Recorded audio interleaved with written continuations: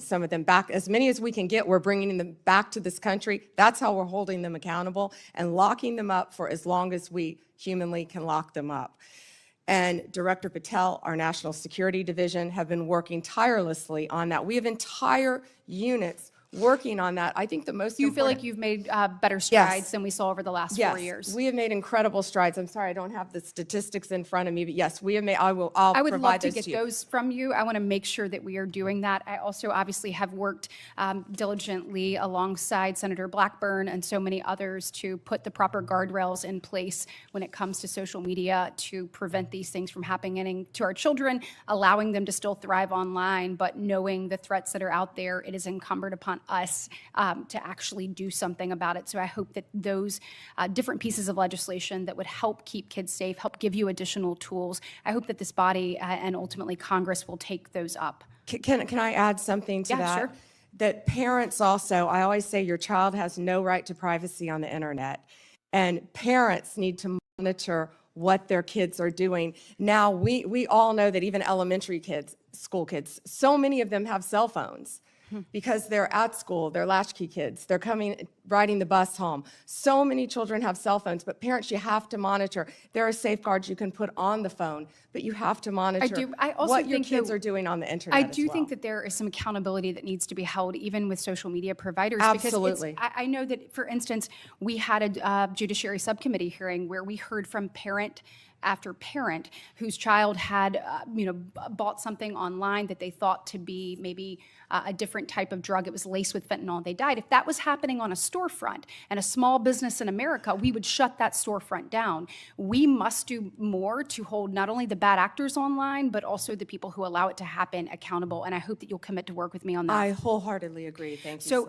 staying in that vein on parents, looking at illegal gaming across, again, this is a global thing, offshore illegal gaming. We have found that young men in particular have been targeted when it comes to betting and being involved in this legal gaming. We're finding that through whether it be advertisements or things that are directly targeted to get them addicted and get them pulled in and addicted on that. When it comes to illegal gaming, will you commit to me to taking a look at what is exactly happening offshore and also how they are utilizing different spaces to actually go after our children, getting them addicted, and ultimately pulling them in?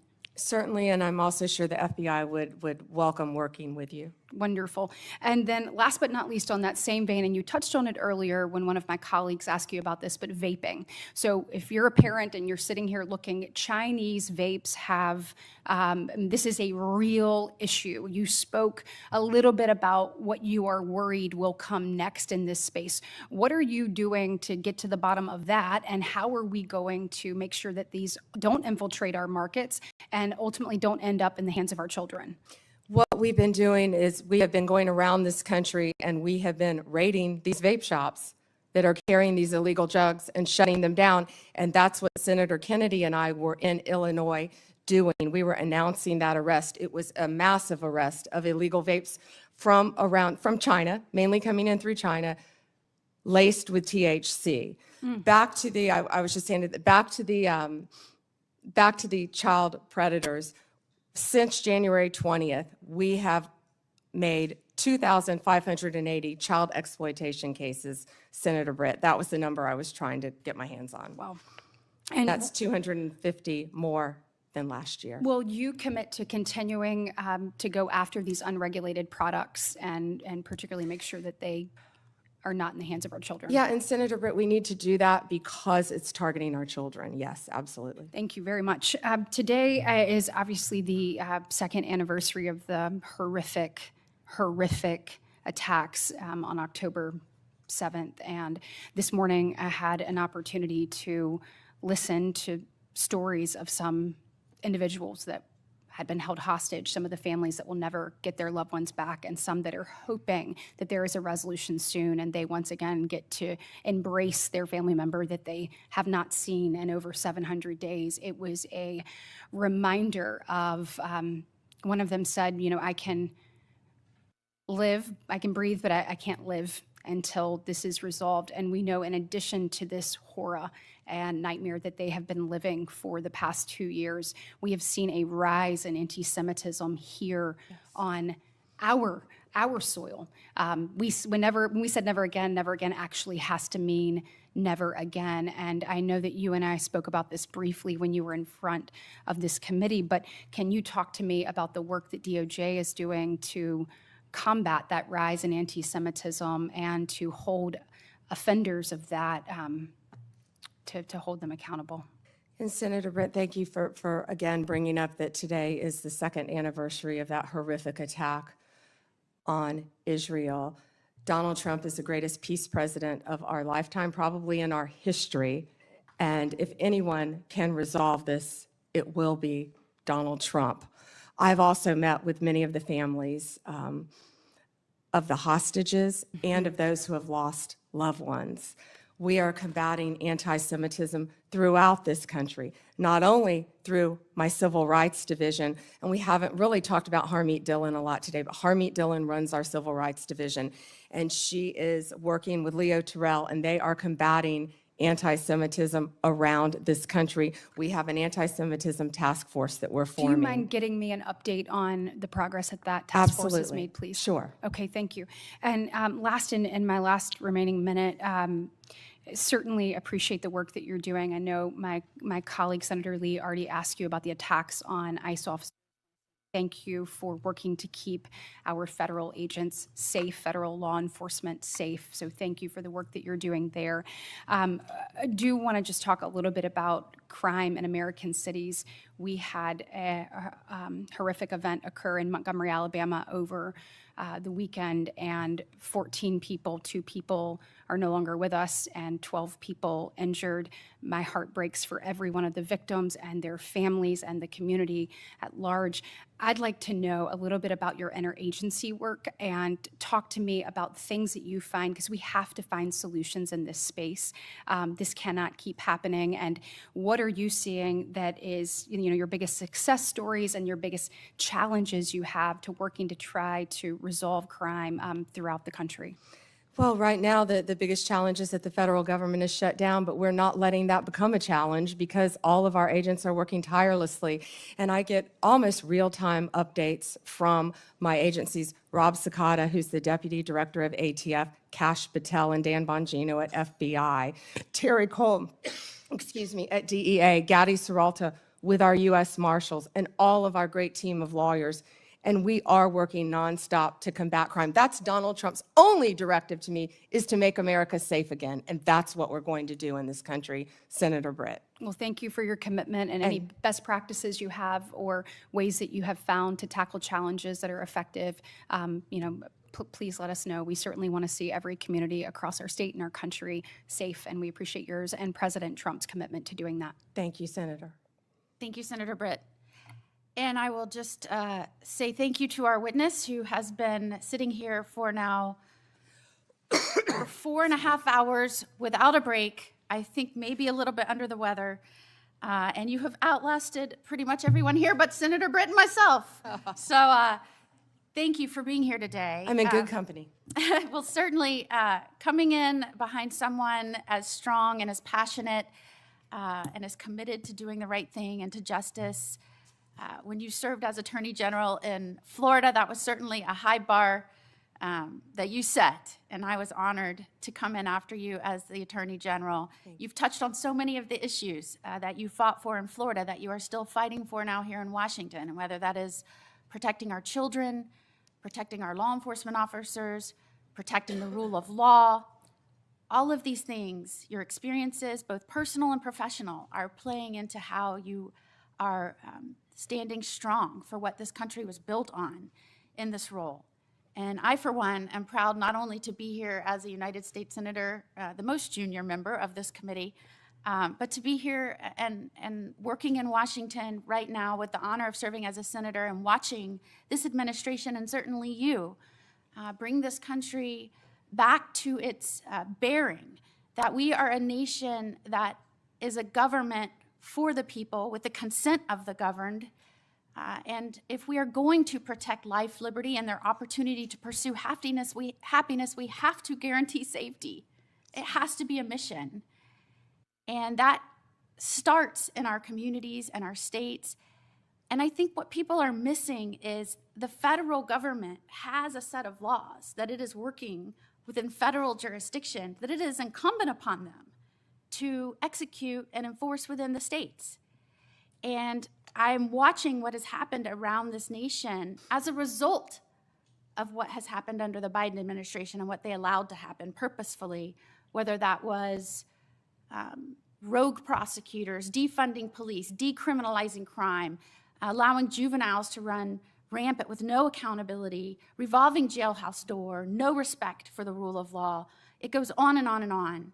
And you're seeing that now playing out in the cities around this country. And what is very terrifying, and I think you would agree, is this is not your Democratic Party of yesteryear, where we might have said they're soft on crime.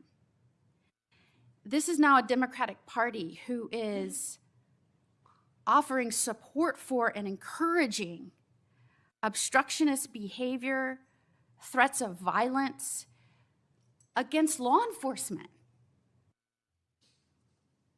And as the wife of a law enforcement officer, as someone who's committed my own life as a federal prosecutor, attorney general, now as a U.S. senator, Judge. it is and a judge, thank you. I think I had to demonstrate that a little bit earlier. It is horrifying to me that where we used to talk about differences in policies, where one party was thought to be tough on crime and one party was thought to be soft on crime, we're not talking about the fundamental ideals and structure on which this country was built. And I have been horrified watching the partnership between a governor in Illinois and a mayor in Chicago, and the collaboration, some might say the corruption, and the rhetoric they are using. And I have to say this because I think for somebody like you and somebody like me, it makes you extraordinarily concerned for the success and future of this country. Pritzker, he uses words like, this is an unconstitutional invasion of Illinois, militarized CBP and ICE agents to the street of Chicago to cause violence and chaos in the city.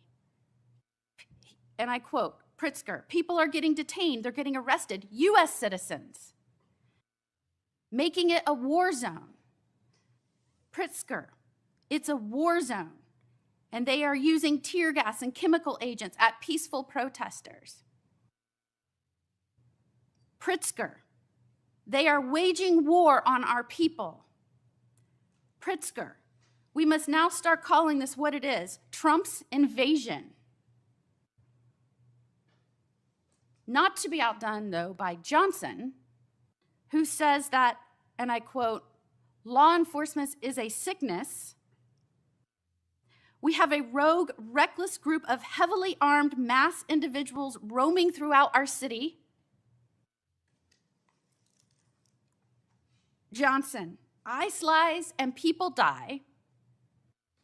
Johnson, the Trump administration must end the war on Chicago. Johnson, in the coming weeks, we will use this as an opportunity to build greater resistance.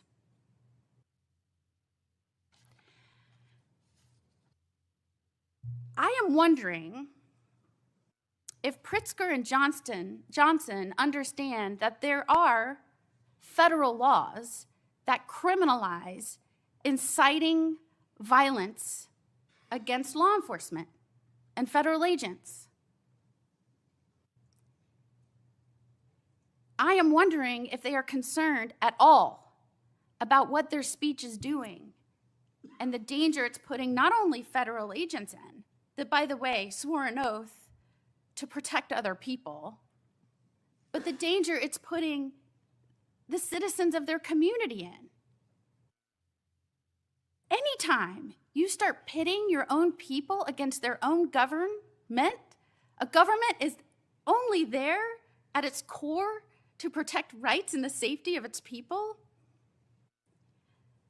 That is incredibly dangerous. And I hear this rhetoric, and I think to myself, every foreign adversary of the United States of America in this country is saying thank you to the governor of Illinois and the mayor of Chicago. Thank you for doing their jobs for them, for undermining the strength and safety of this country,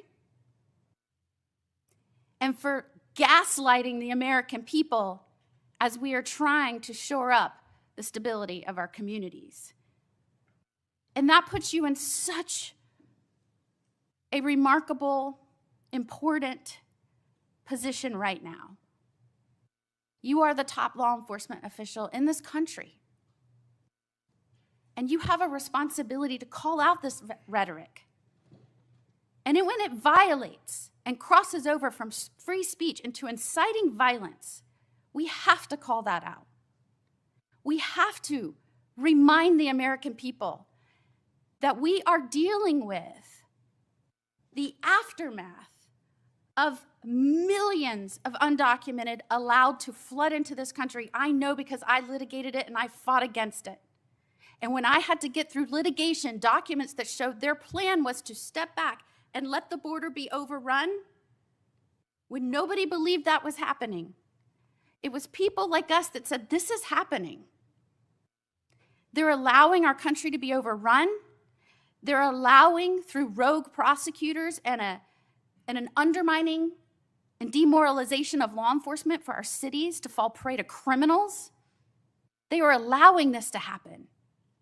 And they are doing so, trust me, cheered on by our adversaries. And it takes someone with strength and the ability to take the criticism for 4 hours and 40 minutes and sit here resolute in your commitment to uphold the rule of law. And I know the only reason that you can do that is because what you went through in your prior life, working hand in hand with law enforcement, seeing what their families went through, holding the hands of victims, not letting these people turn our heroes into villains, and certainly not letting these people make the United States of America appear anything other than what it is. It is a country that protects, first and foremost, our people's rights, and we do so by also guaranteeing, with the consent of our government, that we'll focus on their safety. And that is why I was so glad you started out this hearing with my mission is to protect the people and prosecute violent crime, and to make sure the corruption that happened again under the last administration can never happen again. And as you sat here today and you heard the affect of the people whose friends and colleagues, and indeed even members of the judiciary, whose phones were analyzed and traced from grand jury subpoena, and they're just finding out last night, assuring them that you understand what that feels like and that you will not let it happen again, no matter how much they want to disguise accountability as weaponization. Thank you for being you, Pam the prosecutor, Pam the person that cares about this country and its people and the future of America. Thank you for being here today. Would you like to end with any comments? Thank you, Senator Moody. And they may try to destroy our country, but they won't. They won't be successful, nor will our foreign adversaries, because we have the greatest president in Donald Trump, and he will make America safe again, and he will keep us safe. Thank you, Senator, and thank you for all you do. And we will keep the record open for a week. I know Senator Whitehouse wanted to offer some comments for the record and any other additional questions, and we'd ask that you respond to those. I'm sure he did. Thank you so much. And with that, the hearing is adjourned.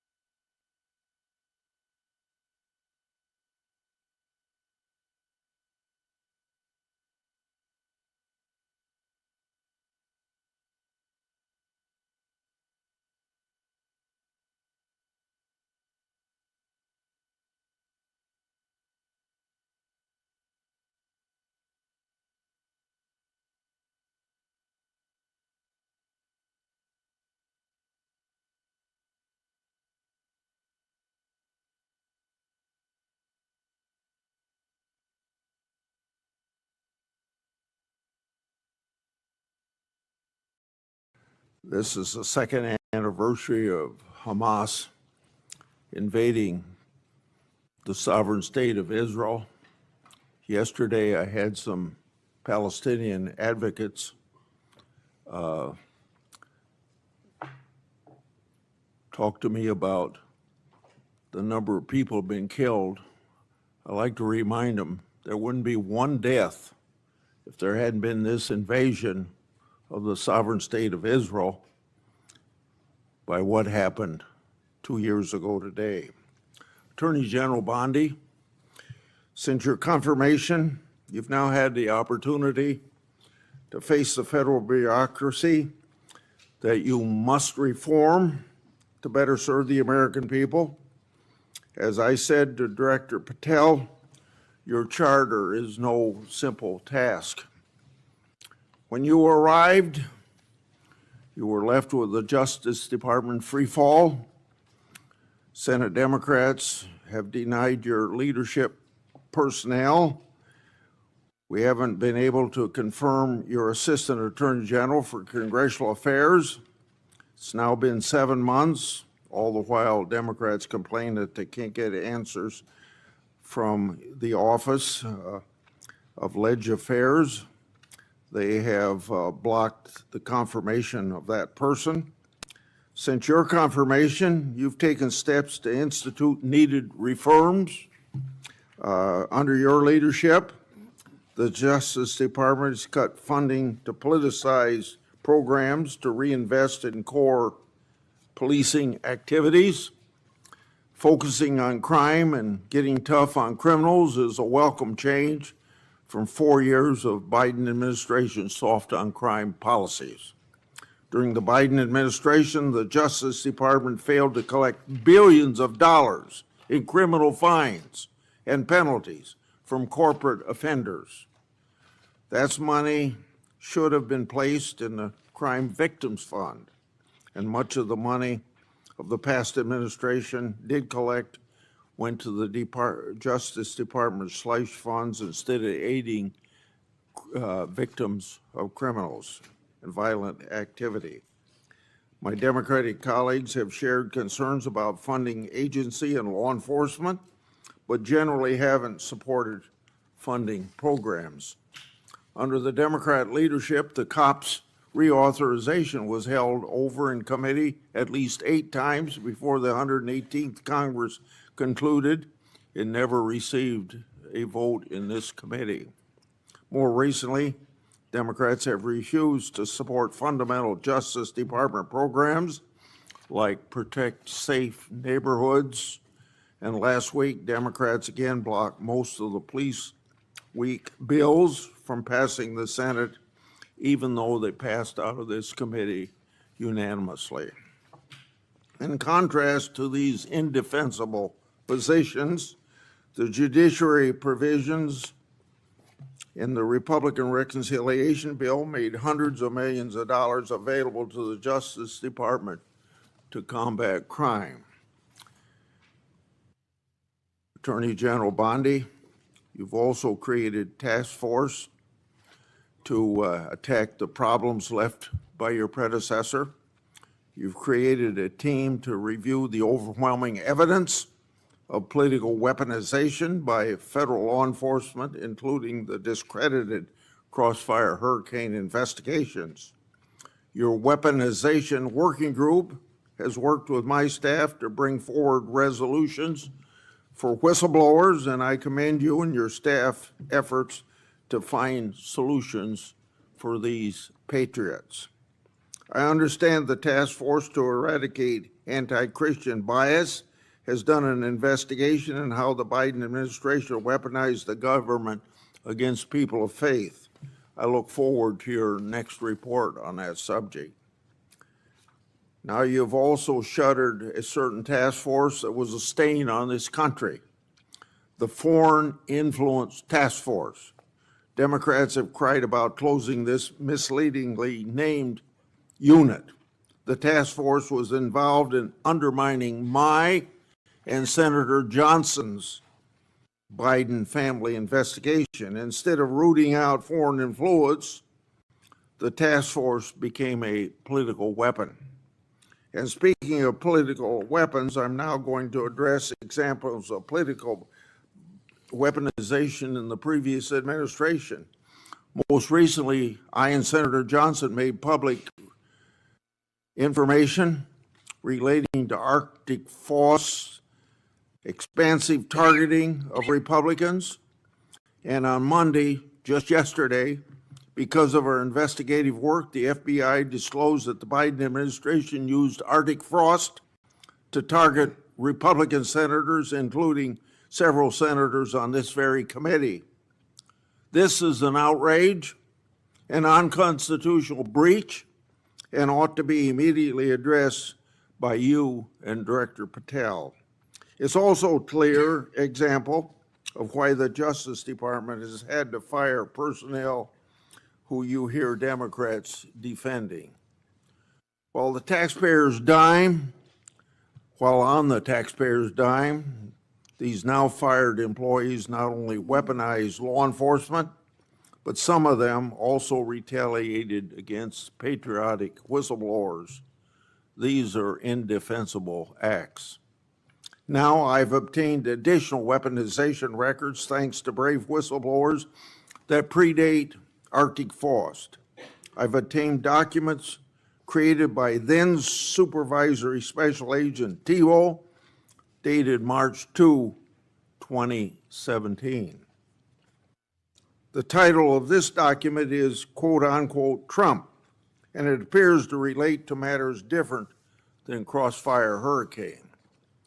This document discusses a rumor at FBI headquarters that the FBI's Washington field office was leaning towards opening a case on the Trump campaign.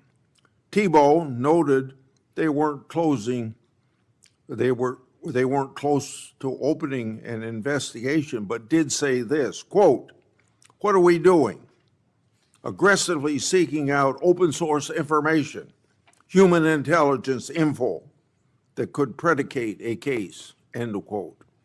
You see, less than 2 months into the Trump's first presidency, the partisan Comey FBI was very hard at work trying to manufacture another case against Trump. Tebow and the FBI eventually got their wish in April 2022 with the opening of Arctic frost. This was a political fishing expedition to get Trump at all costs, just like Crossfire Hurricane. And of course, it's a disgrace to the taxpayers. Whistleblowers have provided me with another document. This document is a 2017 case, updated, also drafted by then Supervisor Special Agent Tebow. This is a case update for CR-15, the now disbanded and discredited public corruption squad at FBI's Washington field office, which says, quote, McAuliffe case, Steve Sullivan, Chief Financial Officer of Teneo, was interviewed in New York City. Info provided seemed to confirm Teneo was used as a pass-through for Doug Band to pay former President of the United States, end of quote. Doug Band was deputy assistant to then President Clinton and continued to work for him in post-presidency. Therefore, it's pretty clear that the reference to the President of the United States is Bill Clinton. The document further notes additional interviews the FBI planned to conduct as part of the case. This information confirms there was an FBI case on McAuliffe, and it indicates the Clintons and their associates were relevant to it. Did the FBI throw its resources behind this matter just like it did against Trump and his associates? A legitimate question. Or did they sweep it under the rug? A legitimate question. So, General Bondi, I'd like to have you provide me with all the records relating to these matters for further verification. Lastly, whistleblowers have provided me additional records related to the Biden FBI political conduct against Peter Navarro. The first document is a request for physical surveillance on Navarro the day the FBI arrested him. The second document is a timeline of that surveillance. When Navarro, the FBI didn't arrest him at his house, which was literally right next to the FBI headquarters. Instead, they surveilled him and his fiancee all morning, starting at his home, following them to the airport, and then arrested him in public at the Reagan airport. The way Navarro was treated is unnecessary. General Bondi, I would like you to provide me all records relating to this matter. Attorney General Bondi, this Congress, I've made public one document after another, one whistleblower disclosure after another, one example of weaponization after another. So to our average constituent, this is all history, but it's all pointing out the wrong of government, using the power of government to go after people, they're political people you don't like. We're pointing this all out because we can't have this repeated in the United States. We want an end to it right now, whether we have Republican or Democrat administrations. All evidence of your predecessors' total failures. It's time for accountability. And I look forward to hearing about your success in that regard. Senator Durbin. Thanks, Chairman Grassley, for holding this oversight hearing. Welcome, Attorney General Bondi. I'm glad that we are following this committee's longstanding tradition of regular oversight hearings with the Attorney General